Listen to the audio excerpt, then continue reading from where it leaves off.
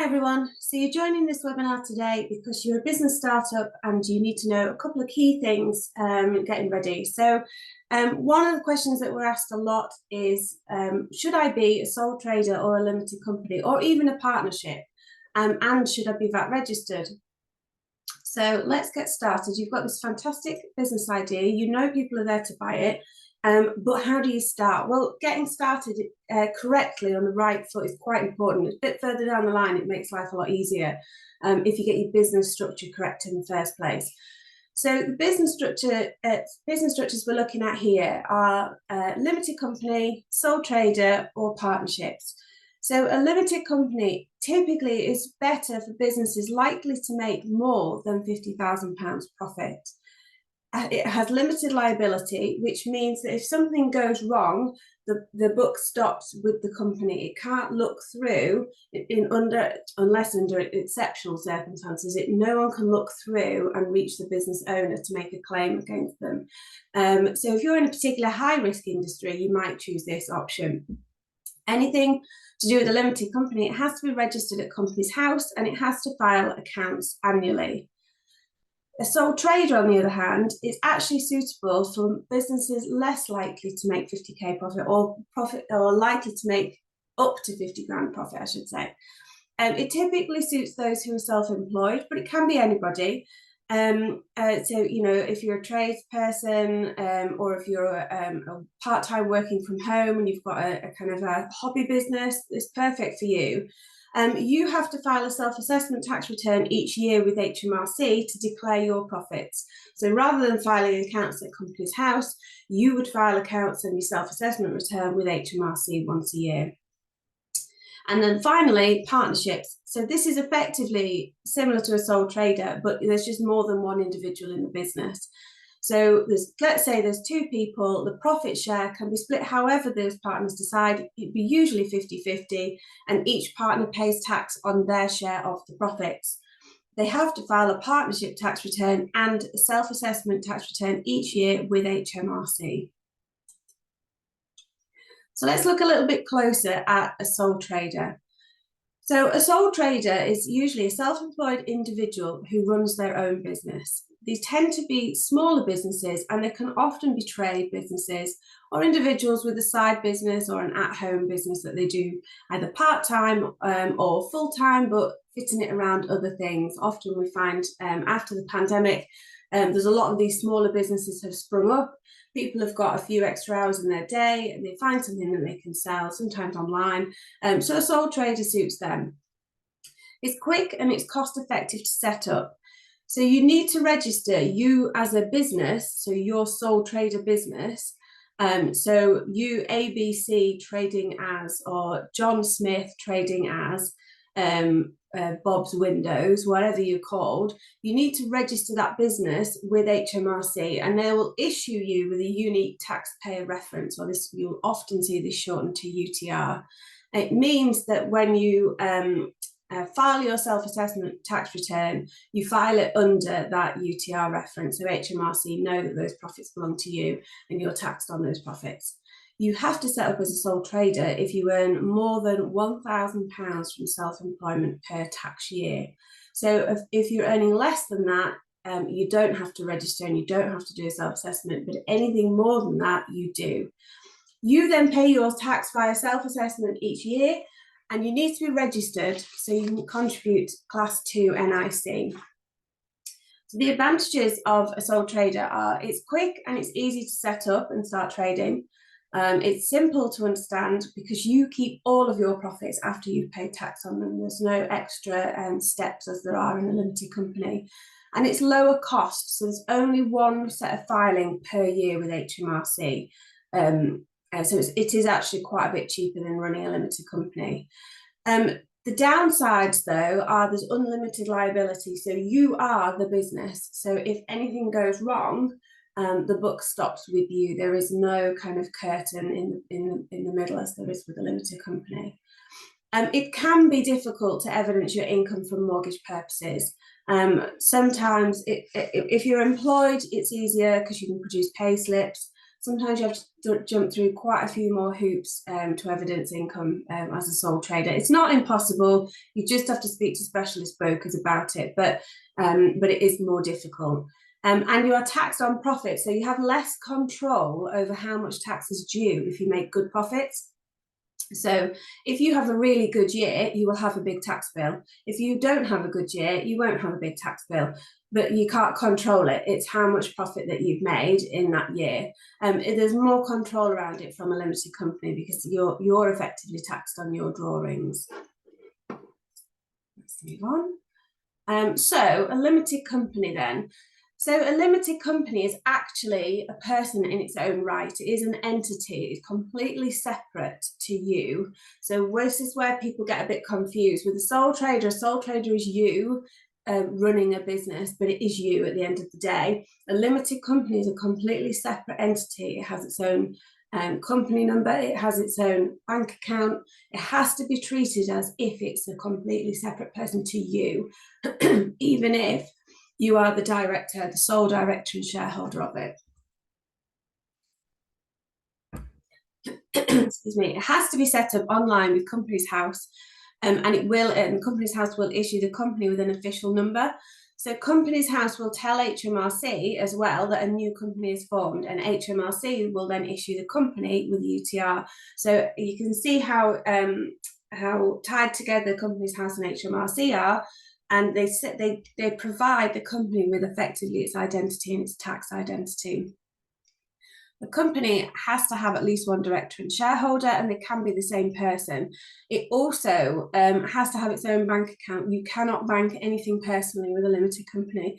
This totally doesn't matter in a sole trader, but it's really important in a limited company. You cannot borrow or bank or anything like that on its behalf. It must stand alone. It's quite important that. Advantages. So a limited liability, it is pretty essential in high-risk businesses, I would have said, because there is that kind of curtain, there is a backstop between the company and yourself, there's that separation. So if there's a claim against the company, it can't come through to you personally, it stops at the company. So if the company's not got any money, it can't pay it, they can't then look through and ask you to pay it. It looks more professional. So some people like to set up a limited company because actually they're trading with larger organizations and it looks better. It looks a little bit as if they're bigger, which sometimes some people need to look a little bit bigger and a bit more polished when they're dealing with larger clients. And it does have potential tax benefits. So especially where profits are over 50k. The disadvantages, though, are that it can be more expensive to set up, and it takes, if Companies House is running on time, it can take 24 to 48 hours at least. You can get online startup packages now from various formation companies who will do it for you. You can do it yourself. It's a bit more tricky if you're not sure how to do it, or you can ask an accountant to do it for you. It does require an annual filing of limited company accounts at Companies House, and it requires a corporation tax return filed with HMRC. So you can see why it's a bit more expensive, because you're going to have to usually pay somebody to prepare accounts and corporation tax return for you or for the business. And it also has greater administrative requirements. So the record keeping standards are higher. You are required to account to the limited company for everything that you draw out of it, anything that the company has made, and separately to this, so you've got the company's set of accounts and corporation tax. If you draw any money out of it, you also have to file a self-assessment to declare that. So it's like an extra set of compliance, hence why it tends to be more expensive to run a limited company. Partnerships I won't go into, but partnerships are essentially, if you just imagine a sole trader, it runs exactly the same. It's just that you'll have 2 or 3 of everything, plus a partnership tax return. A partnership tax return tells HMRC the total partnership profits, and it tells HMRC the split down. So then when you and your partner file a self-assessment return, each of you should have your share of the profits on there, and HMRC can marry up all 3 of the returns to make sure everyone's declared everything that they should do. Another key consideration is, should you register for VAT? So VAT is a sales tax and it's levied on goods and services in the UK. So if you're selling something and you're selling enough of it, you should be registered for VAT as long as you're over the threshold. So the compulsory registration limit is 85,000. So if your turnover goes over £85,000, even by a penny, and that's where it's going to stay, it's not just a one-off blip, then you must register for VAT. You are compulsory required. And there are stiff penalties for being late. VAT is a very strict regime. So you can, if you are late registering, then you will receive a chunky penalty. You can voluntarily register at any time. So you could register from day one before you've even started trading. If you think that actually probably you're going to be over 85,000, you're going to sell more than £85,000 worth of goods or services in that 12-month period, and it is a rolling 12-month period, then you may as well get registered now. But some businesses need to consider whether it impacts on their competitiveness, because once you are registered, even if you're trading at £50,000 turnover or £50,000 sales, you have to add VAT onto everything. Now, if that makes you more competitive or more expensive rather than your competitors, you can see why some business might drop off, because people can get what you're selling cheaper. So you just have to weigh up, should you be VAT registered from the start? Obviously, you don't have a choice once you hit the £85,000 turnover limit. It is an administrative burden once you're registered, and it requires up-to-date bookkeeping and quarterly VAT returns to be submitted to HMRC. It's really, really important to get started off on the right foot with bookkeeping. I know it seems like something nobody wants to do, but actually the only way you can tell whether you're about to go over that threshold is if your bookkeeping is up to date. So we have seen in the past people not keep their bookkeeping up to date. They didn't realise they'd hit £85,000. We then have to declare that they've declared it late to HMRC, and they received a penalty for it. Had their books been up to date and had they been keeping on top of their bookkeeping, which doesn't require a lot, but it requires getting set up in the right way at the start, then they would have known that they needed to register it in advance. So it's really important that. If the business is VAT registered, it can then reclaim any VAT suffered on business purchases. So you might want to consider this. That may not be of interest to you if you're running a business where your business doesn't have to buy a lot of things. So if you're a consultancy business, you don't have a great deal worth of expenses, you may not be bothered to register for VAT if you're not going to go over 85,000, because you've not got a lot to reclaim anyway. VAT returns can only be submitted via MTD software, so Making Tax Digital software, and that is your Xero, your QuickBooks, your Free Agent. There's quite a few on the market. They're all really good. They all work slightly different, so I would recommend that you get the free demos, just have a play around with them, but they're all designed to link into HMRC via their gateway. So anything you submit through there will be MTD compliant for HMRC purposes. So we move on. So factors influencing the decision. So what are the main things that should influence your decision on business structure? It's not always clear cut. So when you're starting up, sometimes you don't know what the best thing is to do. But if you think you want to scale, then a limited company structure is probably best. Because from a tax perspective, if you hit over £50,000 profit when you start to scale up, you would probably be better in a limited company. So you can convert from a sole trader to limited company, but if you know you're going to scale the business and you're probably going to make that kind of money, then you're better off getting a limited company structure from the outset. So the factors really are, what is the nature of the business and its expected growth? You know, is this just a small hobby lifestyle business, in which case absolutely fine, but you probably could keep it as a sole trader? Or are you really looking to step up? You're looking, this is something that you've wanted to do for a long time. You think there's a really great market there for it. You can see yourself hitting 100,000, 150,000, whatever that may be in the first 12 months. Let's get it into a limited company structure from day one. You need to be comfortable with the level of personal liability that there is. So this goes back to the the limited company has a limited liability, the sole trader doesn't. If you can't sleep at night in case somebody sues you, well, you know, maybe,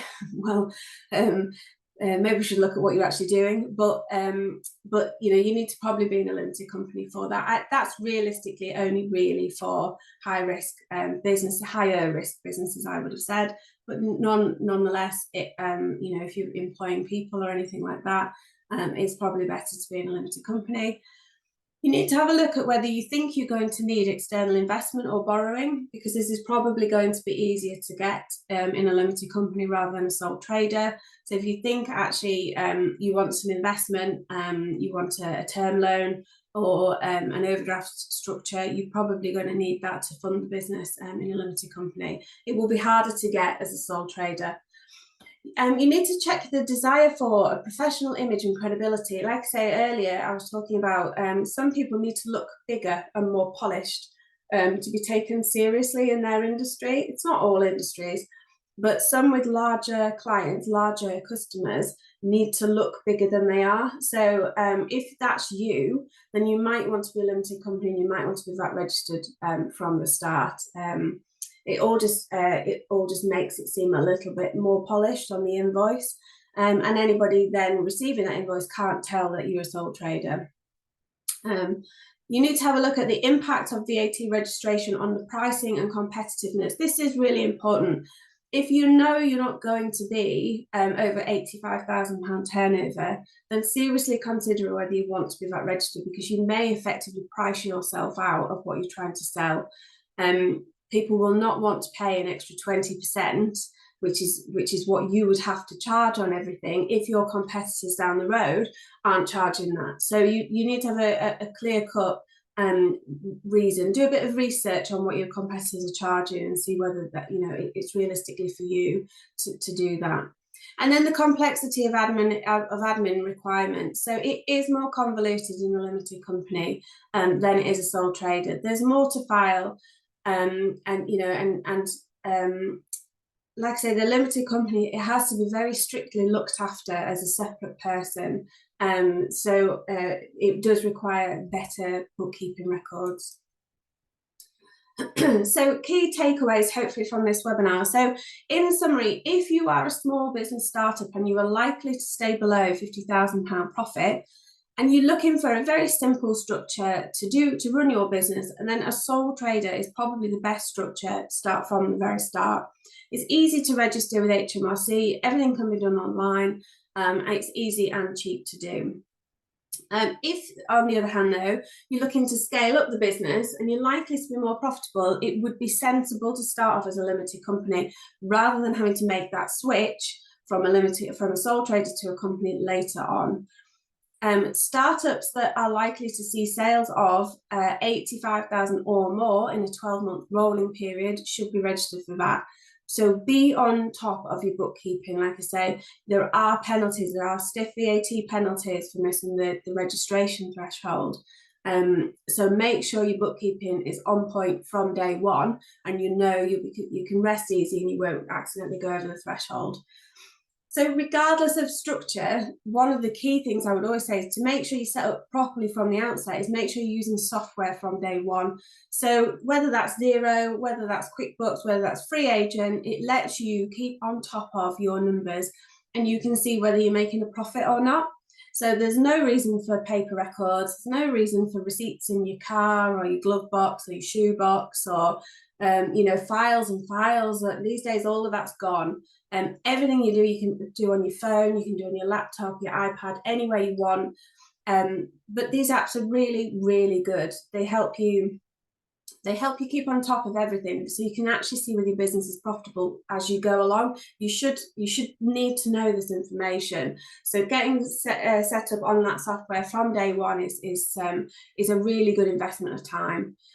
If you're not confident with numbers, then seek professional advice from an accountant, because getting off on the right foot is absolutely key.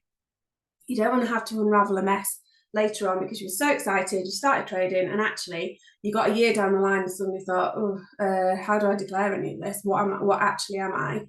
Because that becomes problematic for you then. So we run a startup package where we do, specifically for startups, we run 50% off for the first 6 months.